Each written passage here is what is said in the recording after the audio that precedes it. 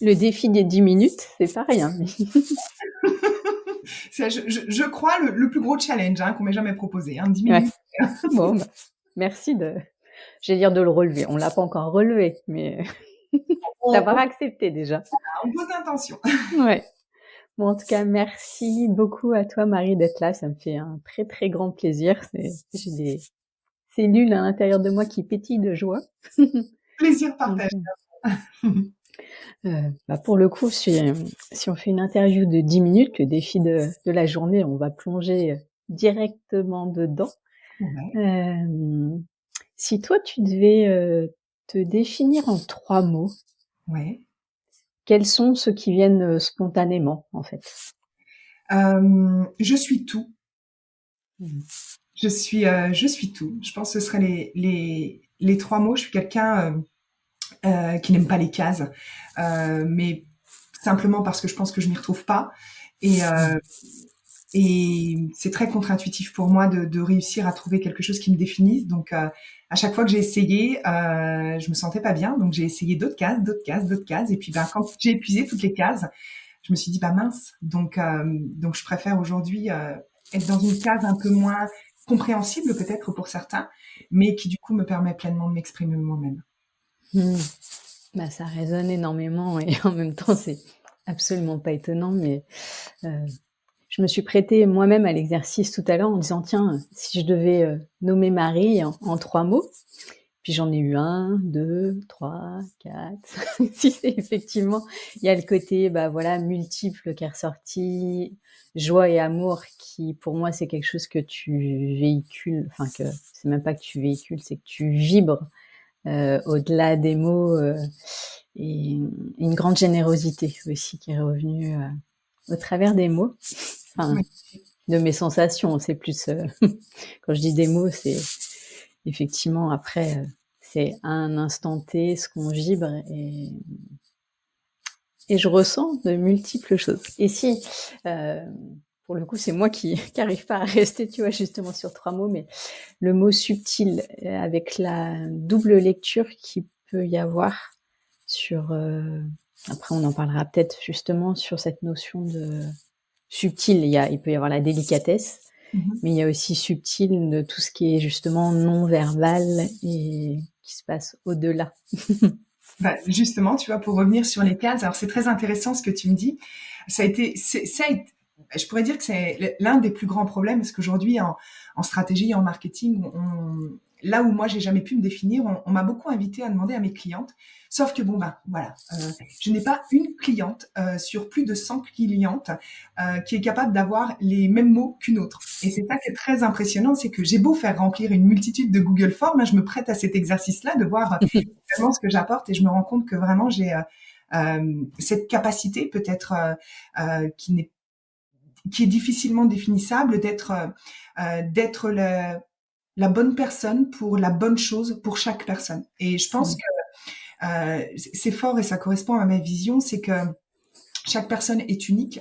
Par conséquent, chaque personne a sa propre vision, ses propres besoins, et chacun peut trouver en l'autre peut-être ce qui résonne et ce qui est bon pour lui ou pour elle. Et c'est vrai que comprendre ça m'a permis de justement ne pas développer ce truc contre-intuitif de vouloir être quelque chose en particulier, au risque de me couper de ce en quoi je crois, c'est l'unicité et la singularité de chacun. Donc, moi, je développe une multitude de compétences, d'expertise et d'intelligence pour être suffisamment ce tout, justement, pour que chacune de mes clientes puisse trouver à travers mes espaces exactement ce dont elle a besoin. Donc, parfois, on me définit comme coach, parfois comme consultante, parfois comme fine stratège, parfois comme fine on va dire experte dans le subtil, ce qui est diamétralement opposé dans Et quand pourtant, très yang et j'ai d'autres qui viennent chercher le côté très yin et je me dis ok, donc du coup je suis quoi, je suis yin, je suis yang, et non en fait, tu mmh, vois. Donc c'est voilà, donc ça fait du bien de savoir qu'on peut être aussi en dehors de tout ça et bien sûr qu'effectivement on se heurte à cette incapacité de se définir selon ce qui existe, mais je pense que mais c'est la meilleure façon finalement de se définir tel que nous sommes, je pense. oui, et là je te rejoins totalement sur le fait que plus on ose, exploser les cases, les étiquettes, plus, justement tous les profils atypiques, on va dire, qui ne se retrouvaient pas dans d'autres sphères, vont se dire ah bah j'ai enfin la possibilité de me déployer, de m'ouvrir, de me transformer, plutôt que de se sentir contraint et même en échec parfois. Enfin, C'est ça. je sais que j'ai essayé tant de fois de rentrer dans des dans des espaces qui n'étaient pas, je vais pas dire nocifs, mais qui n'étaient pas adaptés pour moi et pour le coup Bah, trop c'est vraiment contraignants. vraiment cette notion de, tu le dis, hein, de pas adapter. Et moi, j'ai vraiment rencontré ça à plein de moments et j'ai vraiment associé ces endroits, alors non pas qu'ils soient péjoratifs ou qu'ils soient mauvais, mais que pour certaines typologies de personnes, ou du moins les personnes qui sont déjà ouvertes à cette conscience d'unicité et connaissance de soi pour savoir se connaître un petit peu, ces espaces peuvent être très maltraitants. Et c'est vraiment ce que je me suis rendu compte, et j'en parlais ce matin avec les filles de l'académie, c'est que mon objectif à moi n'est pas de vous donner une énième case, en fait, on va dire, opposition à tout ce que vous avez vécu. C'est de vous donner la possibilité de vous donner des possibles pour que vous puissiez retrouver ce qui est bon et juste pour vous. Mais c'est contre-intuitif, et je dis toujours qu'il y a rien qui demande plus de courage que d'être soi, parce que ça demande justement de se détacher des points de référence qu'on peut avoir de l'extérieur. Donc le mental, il aime pas, hein. Le mental, il aime pas le flou, il aime pas, donc il a besoin à un moment de références, d'endroits, de cadres, parce que ça va nous apporter l'illusion d'une sécurité qui est finalement loin d'être une sécurité, mais le mental a besoin de ça. Donc c'est pour ça que je dis toujours, c'est zéro culpabilité de rejoindre des espaces, parce que l'être humain a besoin de points de référence. Ça, c'est un peu, si on est dans un couloir, on a besoin de murs, tu sais, pour se tenir, parce qu'on se dit sinon on tient pas. Et en fait, c'est vraiment ce sas qui est super important, et dans lequel moi j'emmène mes clientes. C'est non pas leur fournir une case ou un environnement qui leur correspond, mais la possibilité de créer leur propre environnement à elles. Donc c'est tout un challenge, et c'est parfois inconfortable, mais c'est pour moi ce qui emmène cette capacité à mes clientes notamment de développer cette autonomie qui est pour moi extrêmement nécessaire pour un Vital. entrepreneur. Parce qu'un entrepreneur qui n'est pas autonome dans sa compréhension de lui-même et on va dire, de l'intelligence entrepreneuriale et financière, sera un entrepreneur qui est dépendant d'autres entrepreneurs. Et il n'y a rien de pire qu'en fait, quand on aspire à avoir un message à donner aux autres, ou des gens à guider à travers notre expertise, c'est de finalement ne pas réussir à être pleinement autonome. Et aujourd'hui, il y a une majorité des entrepreneurs qui sont dépendants de certains systèmes, de certaines choses, tout simplement parce qu'ils n'ont pas eu l'occasion de se reconnecter à peut-être une intelligence plus grande. Moi, c'est ce que j'appelle l'intelligence entrepreneuriale. Donc, de s'ouvrir, en fait, à cette capacité de connaître les cases pour ne pas y rentrer, justement, et de pouvoir créer la sienne. Ça fait énormément écho, mais pour le coup, quand je t'entends dire c'est cette notion de cadre, d'espace et de contenant qui peut être cocon, rassurant et nécessaire pour effectivement évoluer. Par contre, où je suis, on va dire, moins en accord, et c'est pas la première fois que je t'entends dire, quand tu dis qu'à un moment, c'est un espace qui est contre-intuitif. Et moi, justement, quand je t'ai découverte, je me suis dit, ah, mais j'ai enfin un endroit où je peux laisser mon intuition exploser, mais dans le bon sens du terme, aller au-delà. Et c'est pas, enfin pour moi, c'est pas cet espace-là, c'est pas le côté contre-intuitif, c'est plus les mécanismes du cerveau et les fonctionnements qui ont été là jusqu'à maintenant. Effectivement, il y a des manières de faire et on y va pas. Mais là, pour le coup, moi, mon intuition et mon cœur, ils y vont à fond, et je vois bien à quel point c'est fluide. Ouais. Souvent, cette étape-là de fluidité, elle arrive. Moi, je dis souvent, je suis un peu la dernière roue du carrosse. Je suis pas le premier choix. Je suis pas le premier choix de mes clientes, parce que j'ai une approche qui ne vient pas jouer sur certains mécanismes, en fait. Donc souvent, mes clientes, elles ont expérimenté d'autres environnements auxquels elles ont pu expérimenter une certaine maltraitance et une certaine difficulté de s'exprimer et de se reconnaître dans certains endroits. Et souvent, c'est Frustration. voilà une réelle frustration, en fait, alors c'est sur deux niveaux, hein. C'est le niveau de pas avoir l'impression d'être complètement prise en compte dans son unicité, et puis en même temps quelque chose de très très dur et de très très lourd dans certains fonctionnements. Et en fait, c'est après avoir expérimenté ça, cette recherche, en fait, de points de référence, qui fait qu'en fait on aspire à autre chose. Donc souvent quand j'arrive, c'est un peu comme si mon environnement était ouvert, ou soyez tout, ne soyez pas ça. Mais on peut vraiment le reconnaître quand on a déjà expérimenté souvent autre chose. Alors peut-être que il y aura à l'avenir des personnes pour qui je serai le premier choix et qui accéderont à ma vision de prime abord, mais souvent il faut s'expérimenter aux limites pour pouvoir avoir envie de s'autoriser à peut-être moins de bornes et moins d'enfermement. Donc en tout cas, c'est 100% de mes clientes aujourd'hui sont arrivées aussi par conscience de je peux plus ça ou je veux autre chose ou je pense vraiment qu'autre chose existe et voilà, donc j'arrive dans un parcours auprès de mes clientes qui est souvent la fin. Quand je me suis connectée à notre interview de ce matin, ce qui m'est venu et ce qui m'a paru clair justement, te concernant, c'était, cette notion du chaos vers la clarté, qui est aussi le processus qu'on entretient dans la création, la créativité et là, toi, il y a vraiment quelque chose d'alchimique, là-dedans et je vois déjà le temps qui qui file à une grande vitesse et je me dis si tu devais donner une clé, ou enfin voilà de comment alors après je sais, hein, justement c'est c'est une grande vision que j'aborde, hein. On pourrait en parler pendant 3 heures, hein, mais ou plus apporter une conscience ou un éclairage à un endroit de voilà, toi ou comment toi tu vis ton processus de création? Enfin, comment tu passes du chaos à la clarté? Qu'est-ce qui permet de rassembler?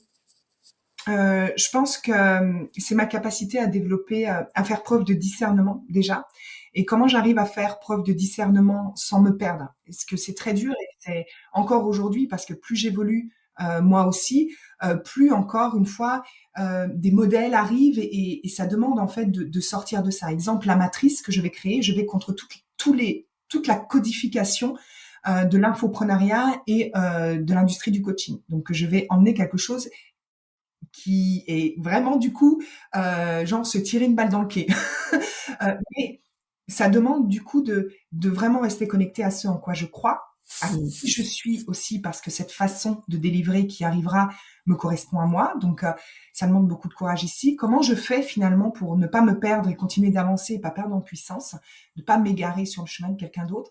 C'est d'en permanence remettre en question euh, toutes les choses auxquelles je crois, mais notamment toutes les choses dans lesquelles je sens que c'est compliqué pour moi. À partir du moment où je sens que c'est compliqué pour moi, je viens vraiment remettre en question en fait ce que je suis en train de croire à l'instant T.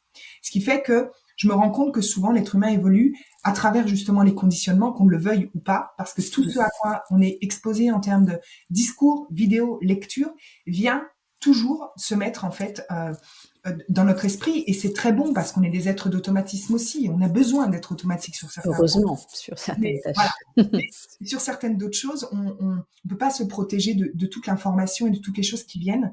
Donc ça va être vraiment en permanence d'avoir ce réflexe en fait que j'ai développé avec le temps de remettre en question les choses pour pouvoir vraiment valider si est-ce que c'est bon et juste pour moi à cet endroit-là et ben si c'est pas bon, qu'est-ce qu'il existe d'autre. Alors souvent je m'expose là à une infinie possibilité, c'est pas sécurisant, ça m'enlève beaucoup de cette sécurité illusoire d'avoir un plan mais qui me permet beaucoup plus de capacité d'expression. Et je me rends compte qu'avec le temps et l'expérience de ce modèle de fonctionnement, ça devient de plus en plus un espace de sécurité. Bien qu'on imagine à la base que d'enlever les points de référence va nous créer une insécurité, alors qu'au contraire, avec le temps et l'expérience, on se rend compte que la plus grande sécurité qu'on puisse créer, c'est notre capacité à être responsable et autonome. C'est là-dedans qu'on vit en sécurité. Quand on sait qu'on n'a plus besoin de l'extérieur pour être en sécurité, mais que lorsque notre sécurité ne repose plus aussi sur des Les choses, paramètres. paramètres, des paramètres, des métriques extérieures, ce qui fait que c'est là que commence à se créer c'est une gymnastique intellectuelle, émotionnelle.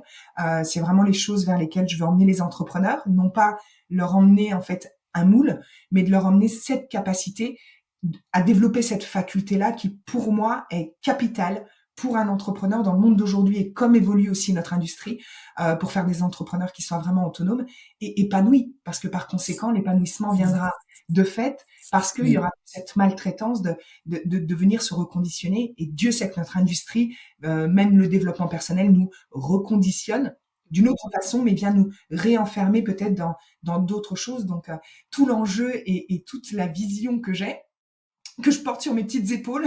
C'est comment aujourd'hui permettre à l'humain de se reconnecter à son discernement, à sa faculté de pouvoir développer son leadership et son intelligence entrepreneuriale, émotionnelle et de conscience. Voilà. J'essaye, hein. Ah oui, c'est un vrai défi hein, que je t'ai posé aujourd'hui. Hein, Ouais. Là, tu en es à un quart d'heure. Bon, c'est bien. Bon, après, j'aurais envie de continuer, hein, mais de toute façon, l'agenda de l'une et l'autre aujourd'hui ne permet pas ça. Mais en tout cas, merci beaucoup d'avoir posé ces mots, cette première pierre voilà, sur mon podcast. Au plaisir de t'y retrouver d'une manière plus longue, peut-être à un autre Grand moment. plaisir. Tu sais combien j'aime parler, donc. Oui, mais en tout cas, même sur ces 10-15 minutes, il y a pour moi des pépites et des choses à réécouter et à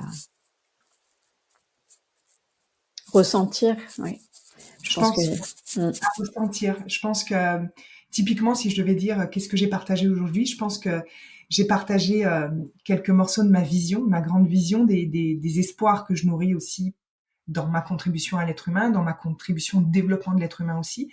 Donc c'est vrai que dans ce niveau-là, on a moins de certitude, mais on a plus de possibles. Et ouais, c'est une vision qui, je pense, peut entrer en contact et en résonance avec les personnes qui ont aussi cette aspiration-là de peut-être servir, vision. ouais, de servir plus grand pour soi, hein, avant tout. Hein, je veux dire, le développement d'une personne ne tient pas juste à contribuer au monde, c'est aussi comment on contribue pour soi. Et ça, c'est des choses qu'on a tendance à oublier. Donc voilà, c'est un peu la vision à grande échelle que j'ai. Qui sait, dans quelques années, on réécoutera ce podcast et on se dira putain. Waouh, il y avait déjà les gros traits posés à ce moment-là et on sera content de se retourner et de voir comment on avait tous contribué à un moment donné à faire exister ça, à faire vivre ça. En tout cas, je te remercie vraiment de me laisser cet espace-là qui est extrêmement nourrissant pour moi. Chaque moment où je partage ma vision, c'est des moments où elle devient encore un peu plus concrète pour moi. Donc c'est très très fort et très puissant et je te remercie vraiment pour ça. Un grand merci à toi parce que ça fait partie de mes grands plaisirs aussi de permettre ces espaces-là. Donc merci. Oui, Moi, je trouve quand même on a été doués, hein, parce que je vois 17 minutes sur le compteur.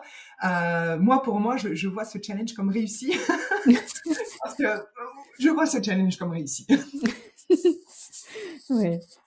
Mais en tout cas, merci beaucoup Marie, c'est un grand plaisir. De toute façon, on se retrouve tout bientôt à plein d'endroits. Yes. Et puis, hâte de découvrir la matrice, la suite. Enfin voilà. Ouais. Tu recevras sûrement un petit mail. Oui, oui, oui. Voilà. Ma boîte mail s'en réjouit.